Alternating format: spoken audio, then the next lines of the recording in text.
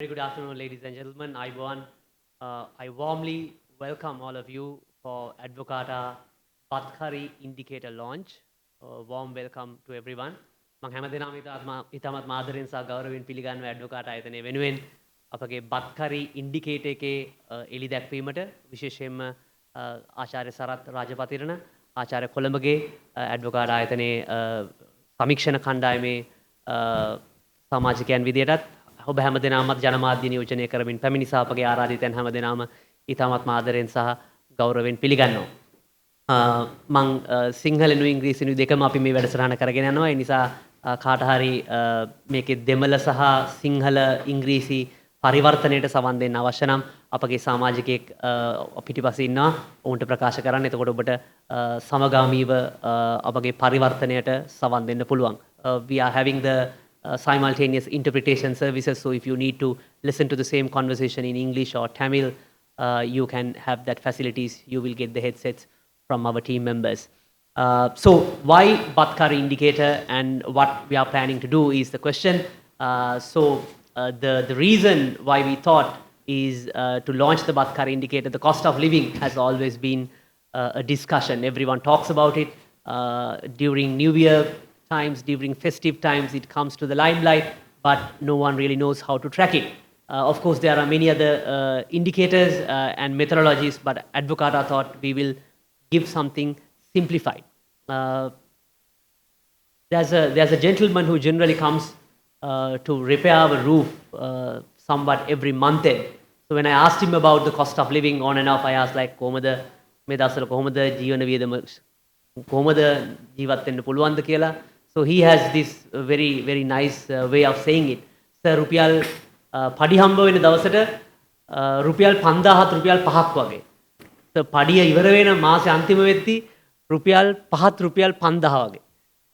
So he says in the month end when I spend my entire earnings 5 rupees worth of 5000, but when I get the salary I feel the 5,000 rupee is just worth like 5 rupees. So that's why the cost of living is so important to everyone.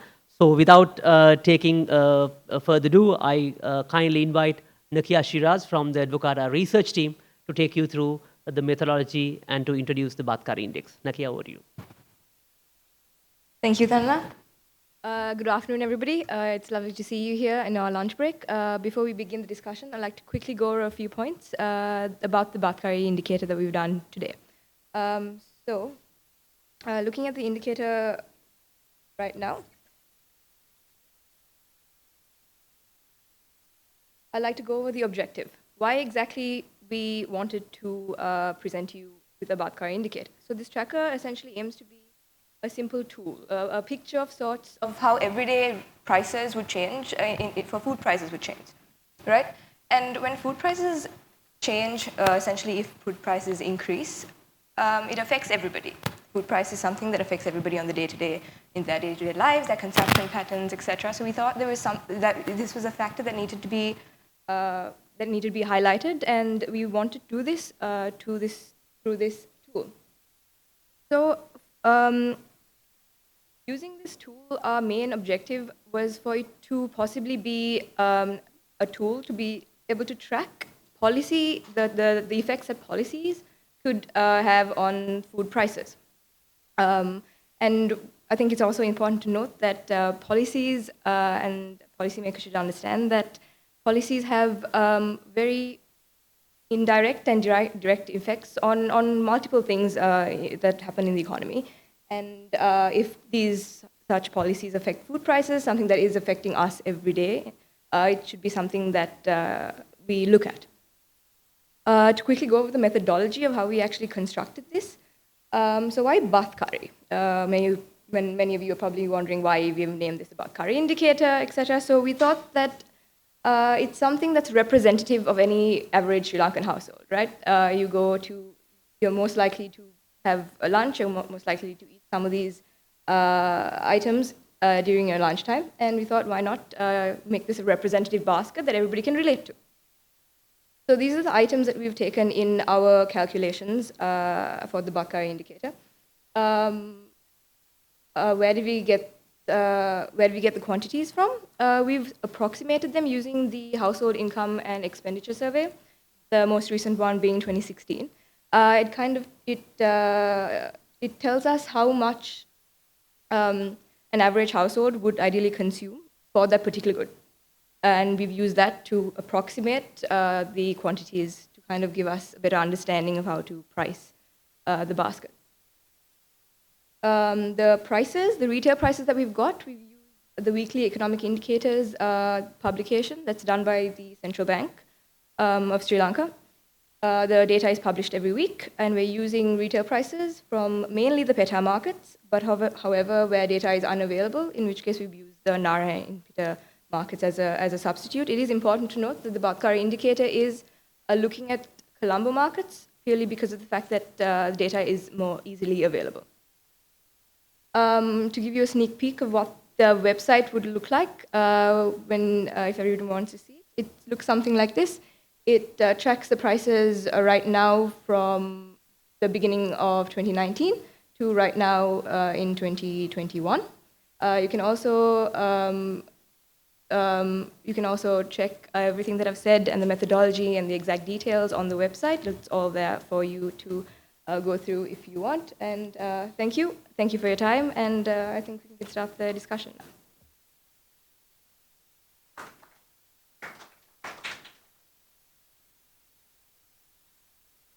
Thank you, Nakia.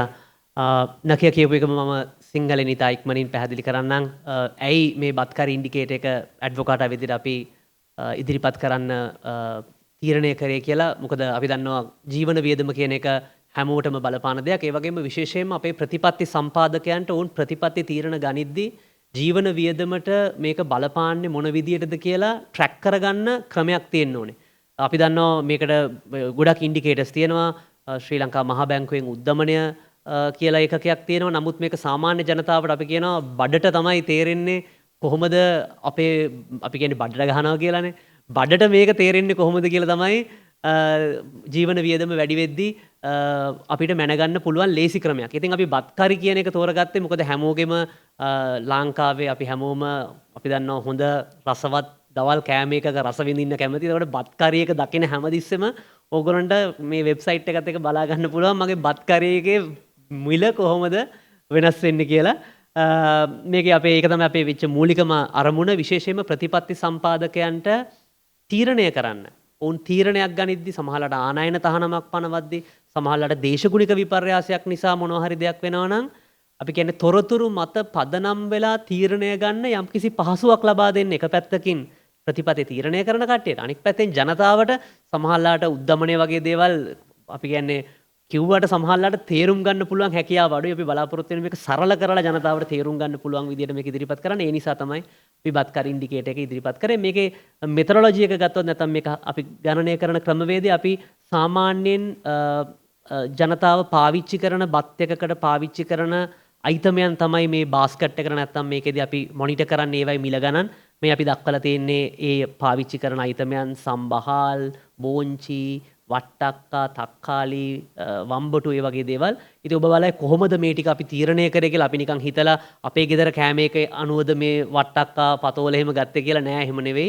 2016 survey එකක් කරලා තියෙනවා. අපි කියන household income expenditure survey එක කියලා Census and Statistics Department එකෙන්. ඒ HIS එකේ 2016 තමයි අවසානයට කරලා තියෙන්නේ. ඒකෙන් අපි තෝරගත්තා සාමාන්‍යයෙන් ශ්‍රී ලංකාවේ ජනතාව වැඩිපුරම පරිභෝජනය කරන්නේ මොන වගේ ආහාරද කියලා. ඒ ආහාර අයිතමයන් තෝරගෙන සතියකට සාමාන්‍යයෙන් එක ගෙදරක පාවිච්චි කරන ප්‍රමාණය ගණනය කළා තමයි මේ කැල්කියුලේටර් එක හදලා තියෙන්නේ. එතකොට අපි සතිය ගානේ මේක අප්ඩේට් කරනවා.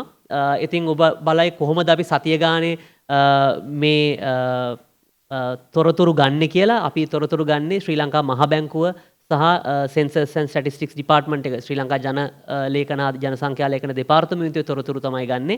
මේ තොරතුරු ගනිද්දී ඔවුන් තොරතුරු ලබා ගන්නෙත් කොළඹ පිටකොටුව වෙළඳ සංකීර්ණයෙන් සහ ඒ වෙළඳ සංකීර්ණයේ තොරතුරු නැති අවස්ථාවලදී නාරහෙම්පිට ඉකොනොමික් සෙන්ටර් එකේ එහෙම නැත්නම් අපි කියන්නේ නාරහෙම්පිට ආර්ථික මධ්‍යස්ථානයෙන් තමයි මේ තොරතුරු ගන්නෙ.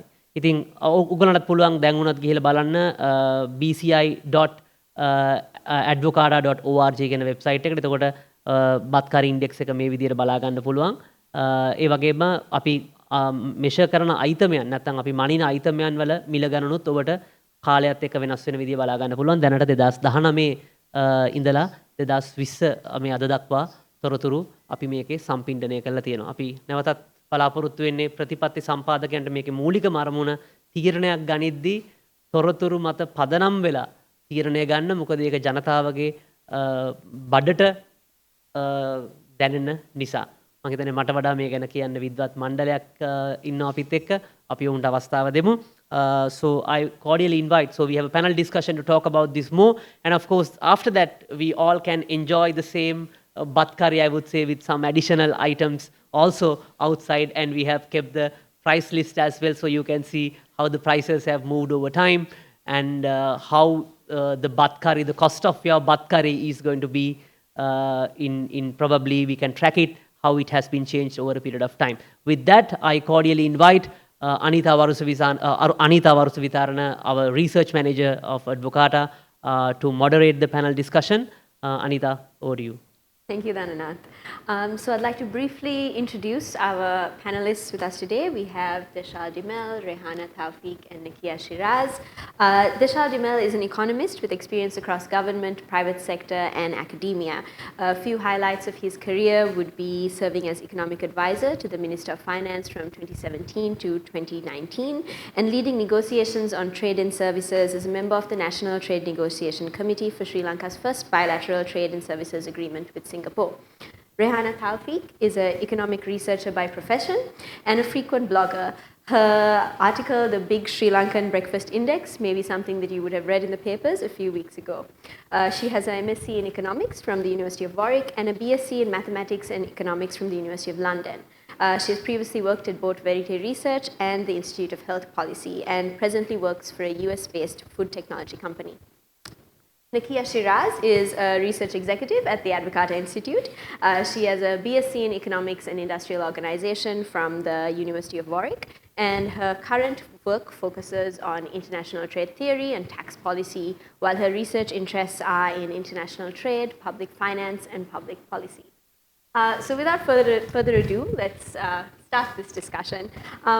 So Deshal, if you could kind of kick us off by telling us a little bit about how you started this index, because this was really something that I believe you thought of about 10 years ago. And so about 10 years ago, you felt that this was something worth tracking, worth putting in some time in. Could you speak a little bit about that? Yeah, thanks, Anita, and thanks to Advocata for the invitation to be on the panel today.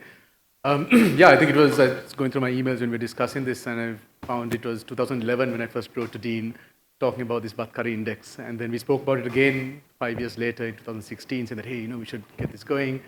And 5 years later, 2021, we have actually got it going. So it's kind of been like an election promise. You talk about it every 5 years, but finally it has come to being. But I mean, yeah, the idea was kind of similar to what Dana was referring to earlier. The fact that in Sri Lanka, oftentimes what people generally refer to with regard, the biggest issue with people for the economy, or with regard to the economy for people, is Jeevana Viyadama Badumila, right? And oftentimes that seems to be at odds with the formal inflation indicators. So inflation in Sri Lanka has been for the last 12 years at single-digit level, right? So before 2009, we had double-digit inflation, but for the last 12 years, it's been at single-digit levels. But people still constantly have a lot of concerns about Jeevana Viyadama Badumila and so on. So at that time, also that same idea was there, that it would be great if we can find something that can give a little bit of meat or a bit of quantification to this concept of Jeevana Viyadama or Badumila. And this was a fairly simple way of doing it. It's similar to the way that the Big Mac Index by The Economist magazine is able to give purchasing power parity in a very simplistic but easy to relatable manner. I felt that this is something that can help Sri Lankans to understand what is the actual cost of your packet of rice. And what goes into it, and that can be just like a more tangible way to address the whole issue of Jeevana Viyadama. Great. So we also have Rehana Tawfiq with us, who published an article recently in the papers on something very similar, the Big Sri Lankan Breakfast Index. Rehana, could you tell us a little bit more about this and what your findings were? Sure, thanks, Anita. So with the breakfast index, Big Sri Lankan Breakfast Index, I had basically two goals in mind. One was to come up with an easier way, a more relatable way to understand the cost of living, the cost of food in Sri Lanka. And second, I wanted to investigate the merit behind, how politicians generally use the cost of living and the price of vegetables, price of rice as a hook in their campaigning. So I actually wanted to investigate the merit behind that concept or that trick. So my Big Sri Lankan Breakfast Index basically documents how much it costs for a family of 4 to 5 people to have the breakfast combination of like a chicken curry, a parippu, a polsambol and bread. And I document it over, I use data from 2012, annual data from 2012 to 2019, and then 2020, thankfully, I also have weekly data. Would you like me to talk about the findings? We'd like to hear more on the findings. So what I basically found with, let's say 2020, which was, weird year for everybody, thankfully there was weekly data as well. So what I found was that from the start of 2020 till the end of 2020, my breakfast index had inflated by 22%. But when you look at the CCPI and the food inflation that's documented in that basket of goods, it's around 11%. So my basket of goods was almost double that. And when I looked at the annual data from 2012 to basically 2020, and there has been obviously there's been different governments throughout that entire period, but what's really stood out was that the cost of this basket of goods has increased. It has not come down. So those were my broad findings. Yes.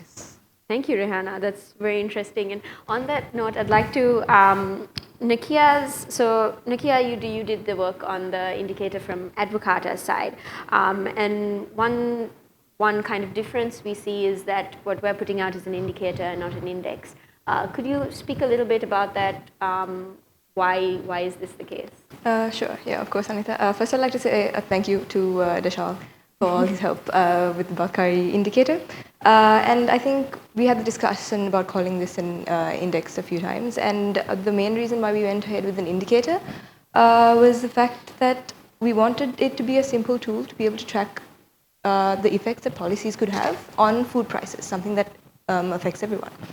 And with our indicator that we have right now, it is still possible to do something like that. We can still see prices changing if they're affected by certain seasonal changes, if they're affected by policy, we can still track that. So we felt that indicator was still a good option to go ahead with. And the second reason was more of a technical reason that we had for calling this an indicator, and it was basic. What base would we use if you were calling this an index? Because you'll have to make sure that the base here would have to essentially be relatively free from external biases to make sure that the tracking process is fairly not biased. If we are using a base here, how often would we change it to account for changing consumer patterns, etc. And also the weightage, how would we weight it, etc. And all these things are things that we talked about and that we have solutions for. And an index is possibly a tool that we could also do in the future if we need to. Great. So one thing that kind of came out in the initial discussion that you made was that we're thinking of the indicator as a tool for policymakers. And Rehana, this was something that I felt came out of your index as well. Something that seemed to be highlighted in your article was the impact of price controls. Could you speak briefly on that? Sure. So in my index, I use data from the Department of Census and Statistics. They publish annual, and for the past couple of years, they also publish the weekly data. So they collect data from retail markets in Colombo, a couple of retail markets, and for the annual data, they collect from around the country. So when I was looking at 2020, which is the year that the turmeric ban came into effect, and that was a really hot topic, So when I was collating the data, what I realized was that in some periods, data was not available. So this item was not available in the markets. And similarly with like say tin fish or dal, some of these items are not available during the gazetted periods. So what I realized was that and also when some prices like are gazetted, the data says that it's higher than the gazette price. So that was rather strange because, I mean, this is a government organization that's collecting the data and it's a government that's implementing these gazette prices, but there doesn't seem to be like a link between the two, the agencies. So I think in a Sri Lankan context where a lot of the times producers and manufacturers of essential items like rice and like say dal, they operate in kind of a monopolistic or rather like a cartel-like environment. So they actually have the capacity to almost hold consumers hostage, and there's no obligation for them to provide these essential goods at those gazetted prices. So I think that's what I came across in my analysis, and yes. So thank you, Rehana. So that's very interesting, especially the note you made that, I mean, it's both institutes are government, right? The government is mandating the price control and the government is recording the data. So I think this really highlights the need for policymakers to be able to see the impact of their decisions and to be able to evaluate whether a decision they have taken is actually working. What is the impact it's having? So thank you. That was very interesting finding. Yes, and I think the policies are not really consumer centric, although maybe like they think it is, but it's not really consumer centric, because what we see is that the government is basically encouraging rent seeking behavior. And it's similar with, like, say, the latest hot topic, the sugar tax, right? So I actually looked at the data weekly data for sugar as well. And despite the tax coming down from 50 rupees a kilo to 25 cents, the retail price fell very marginally. So again, it's not the consumer who's making the benefit. Actually, the consumer is not affected. That's very interesting to hear as well on the tax side, that you can, when looking at prices, you're able to see the final impact on the consumer's perspective. And I mean, for a policymaker, that would be very interesting because consumers are, at the end of the day, their voter base. So to see the net impact your decisions are making on your voters would be something that hopefully policymakers would want to take into consideration. Moving from that, to Deshal, I'd like to ask if you could explain a little bit more on how like trade and other policy decisions will have an effect on prices, because I feel like when it comes to like very direct changes like a price control or tax removal, we intuitively understand that there will be an impact on prices, although clearly the change is not what we might expect. But moving beyond that to more broader policy, how do you see that impacting prices? Sure. I mean, again, if you look at 2020, when we had restrictions on quite a few imports, that has a very clear and direct impact on pricing, right? So when you have, if you say for a good, you have both imported supply and domestic supply, you take out the imported component of that, then your overall supply comes down. And if your demand stays the same, that means your price is obviously going to go up, right? So in the immediate short term, you will naturally have an increase in price of a good where you have a restriction on imports. In the medium term, if your domestic supply can increase to compensate for the decline in the imported supply, then that price can normalize and come back down to where it was previously. But that again depends on the cost of production of the domestic product compared to the imported product. So if your cost of production for the domestic product is higher than your imported product, then that will translate into a permanent increase in price for the consumer, right? So typically what happens in Sri Lanka and in other countries as well, is that the government will, if it wants to protect a particular domestic industry, it will impose a tax to effectively match the difference between your imported price and your domestic price. So that way, the domestic producer is artificially kept more competitive, and so it does obviously has a beneficial impact for domestic producers, but it does mean that your consumers, 20 million consumers, are paying a permanently higher price on those products. So I think that is the most direct way in which trade policy has an implication on prices, particularly in this kind of context. So there's a number of agricultural products which have a fair amount of protection. We see the same in construction material as well. There's a lot of protective tariffs that are imposed on construction material in order to protect domestic producers.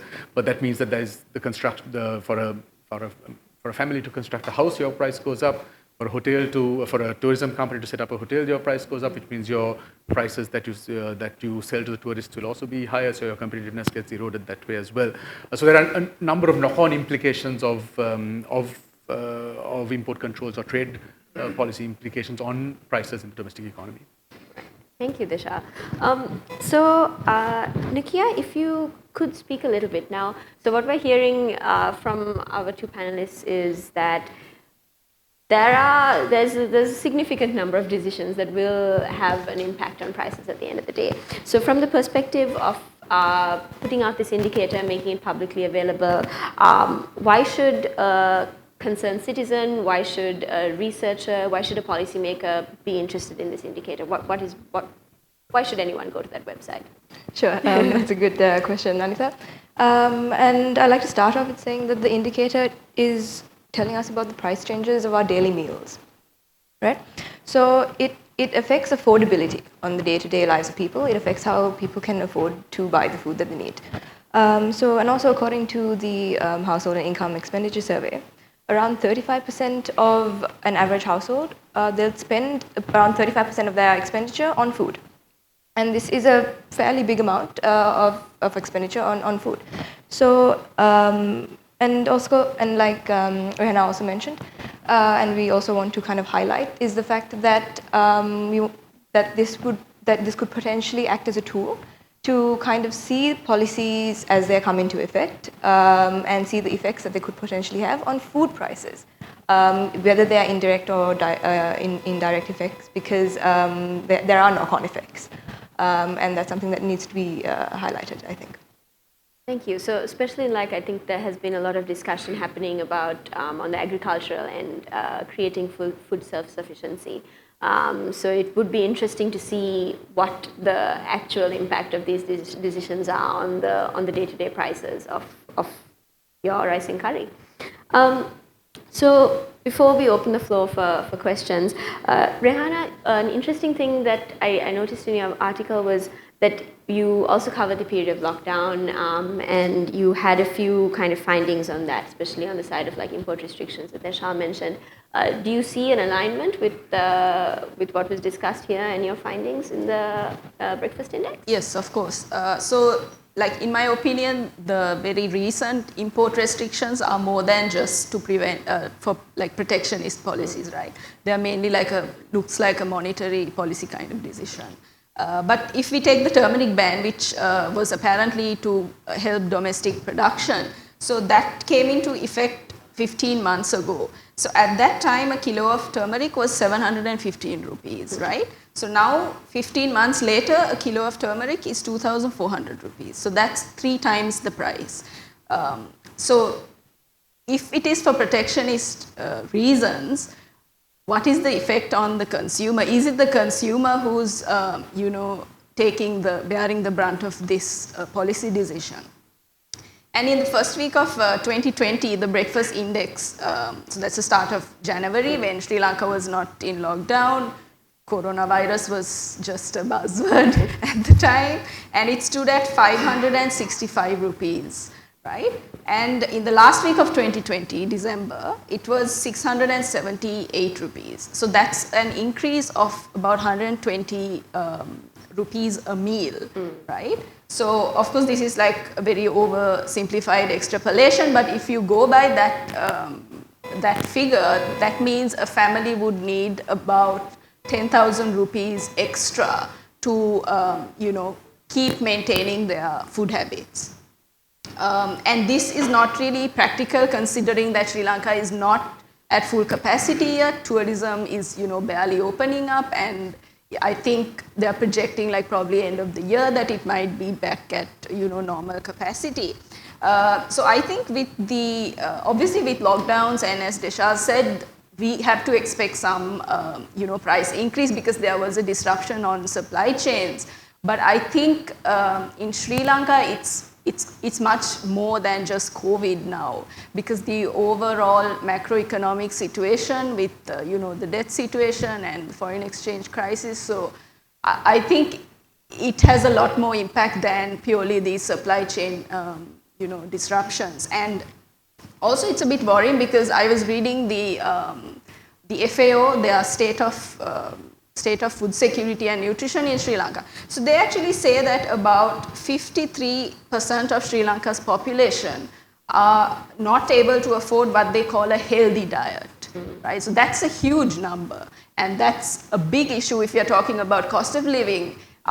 Is Sri Lanka, okay, we may be, food secure, but are we nutrition secure?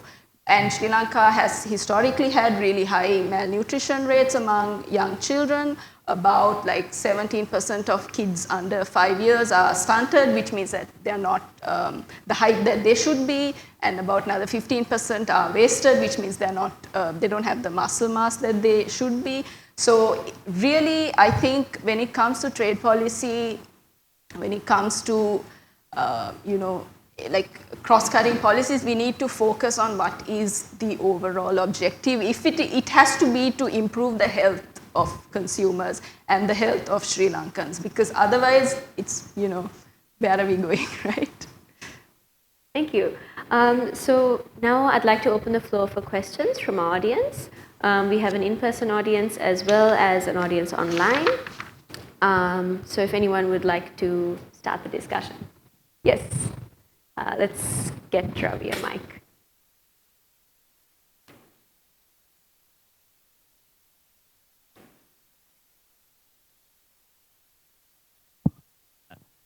Yes, thank you. I think that's very informative. I believe from when I just look at the chart, if I'm reading it correctly, I think that also shows something like a 10% increase in prices over last year, whereas I think Rehana's index showed about 20% difference. But I think one aspect that may be worth emphasizing is the impact of the pandemic on incomes. We've seen job losses, we've seen income losses amongst the informal sector. I don't know if you have looked at any of how badly people have been affected in terms of the pandemic in this way, in terms of income, and in that context, how you the rising prices of food. I don't know whether you've looked at those randomly. Would anyone like to tackle that? Vishal? I don't have the. So I know that in terms of unemployment, up to Q3, unemployment reached 5.8%, right? So there was an increase in the number of people who are unemployed, and also the labor force participation declined to some extent as well. We don't have that much data in terms of the actual income levels. I think typically the HIES is the best source for that, and that is a 3-yearly survey, so that we haven't got the latest for that. But I think you're right in terms of it's effectively a double whammy, right? Because you obviously have a negative shock from an income perspective, and a shock in terms of the costs of a number of essential products. I mean, just to add to that, so I think we shouldn't be seeing this as a kind of a substitute for an inflation index, right? Because obviously the inflation index has to capture a far broader set of products. So this is really kind of a snapshot of a very significant, important subset of that.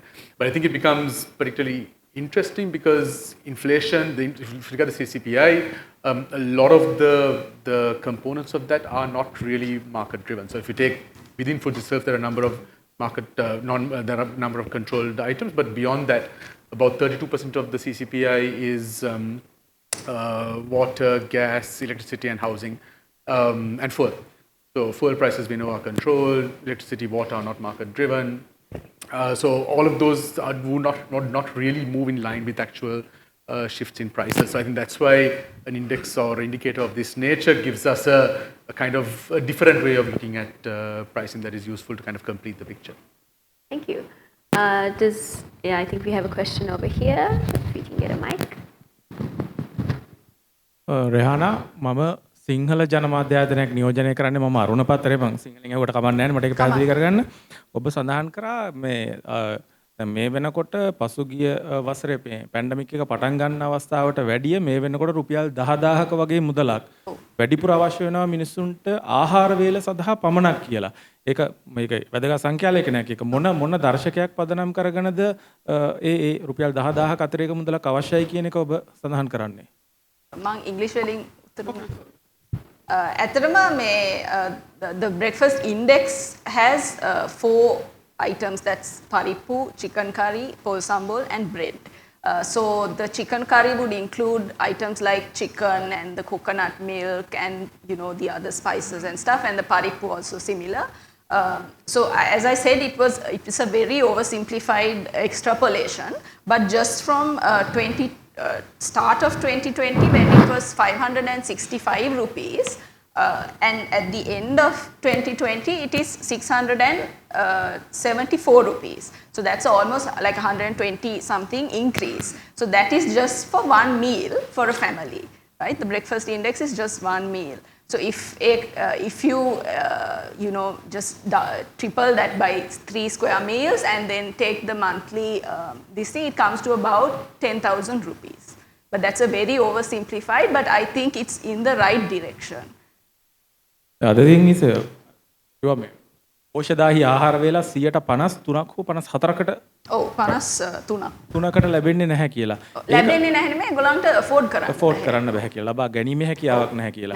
ඒක එතකොට ඒක මොකක් හරි සෞඛ්‍ය අමාත්‍යාංශයත් එක්ක තියෙන සාකච්ඡාවකින් අනතුරුවද ඔයගොල්ලෝ ඒ කියන්නේ පෝෂදාහි කියන නිර්ණායකයට අරගෙන තියන්නේ එහෙම නැත්නම් මොකක්ද එතන ඒක පැහැදිලි කරගන්නේ කොහොමද? ඔව් actually ඒක FAO Food and Agriculture Organization, United Nations Organization එකක් ඒගොල්ලන්ගේ state of food security and nutrition around the world කියලා ඒගොල්ලන් කියන්නේ index එකක් නෙමෙයි, they track it over like a period of time. So in that they have come up with regional based food and dietary guidelines that's based on Eat Lancet recommendations. So based on that, what they say is that there's like a starch content that people have to get. There's a protein intake. There's like other vitamins. So based on that, what they say is that 50% of Sri Lanka's population cannot afford to have that kind of healthy diet. Yes. Thank you. I think we have a question from over here.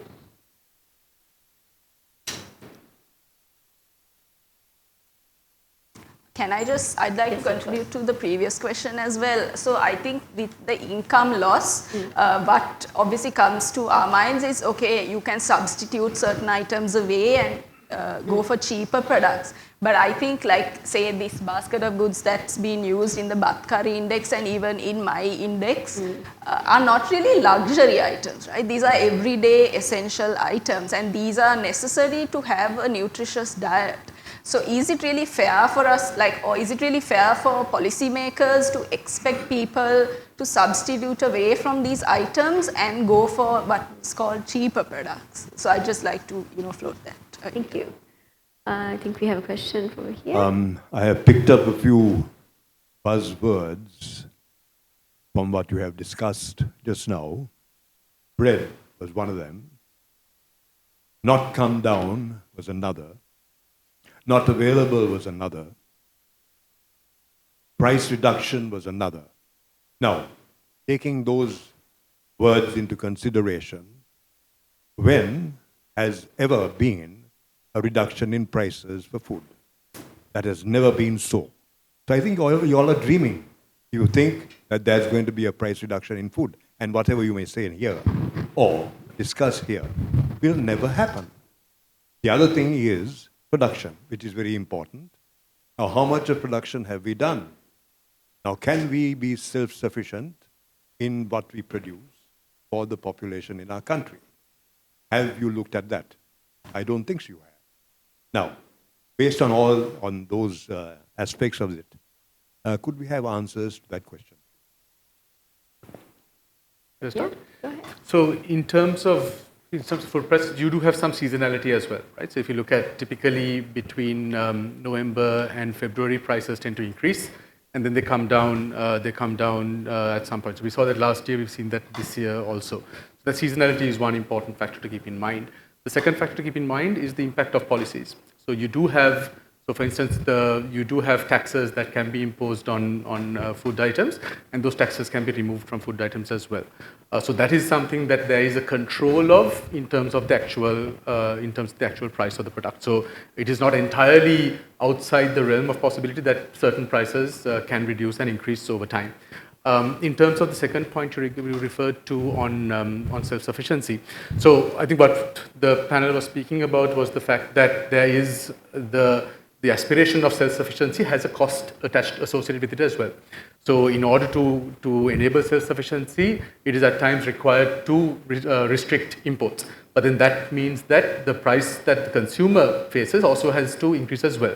So there is a trade-off from the policymaker's perspective in terms of those two objectives. The policymaker would want to see some degree of self-sufficiency and food security in that sense, but at the same time, they wouldn't want to overburden the consumer in terms of the price that the consumer has to face. So that balance is, I think, what is important and what is required from a policymaker's perspective. A few more words. Can I? If you could keep it brief Of so course that I we can. could. Thank Of course you. I can.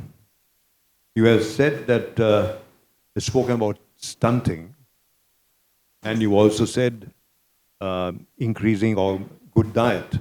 I don't think there's anything lacking in our diet because life expectancy in this country is now up to 74 years. So that means we are eating healthy, aren't we? Yes. Well, I guess that's debatable because if you look at the prevalence of, say, non-communicable diseases, diabetes, these kinds of cardiovascular disease, just because we are living up to 70 whatever years doesn't mean we are living healthily up to that year. I think the healthy life expectancy of Sri Lanka is somewhere around 50-ish. I'm not completely sure, but yes. So life expectancy and healthy life expectancy, there's a bit of a gap. Yeah, it has gone up from 59 in the 1950s and now it's 74. So we're not too bad, So based on the bhat curry that you're eating, I think it's not too bad, not too bad. Really? Or not? Thank you. Thank you. I guess that's a matter of perception. Do we have any other questions from the audience? Yep. Congratulations on the launch of the index. One of the things that make the Big Mac Index useful is that it compares prices across many countries. Any plans to expand this index, monitor prices, initially at least in South Asia to make it more relevant, and also maybe other developing countries? That's actually a good question. And initially, since our main motivation was the Big Mac Index, and it does look at prices across the world, it is a possibility that we could look into. Again, it depends on the comparability. We'll have to make sure we get the prices and the goods that we use, because bhat curry is very synonymous in Sri Lankan households. So if we're going across South Asia or any other regional neighboring countries, we'll have to look into those things. But it's something that we could do. Okay, I think we have time for one last question before we close. Is there anyone? Okay. Oh, yes. Okay. We will.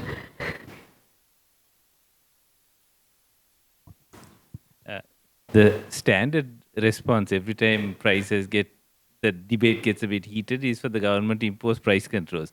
But could you comment on how effective that has been in controlling the prices? I think Rehana can. Yes, maybe I speak think on this.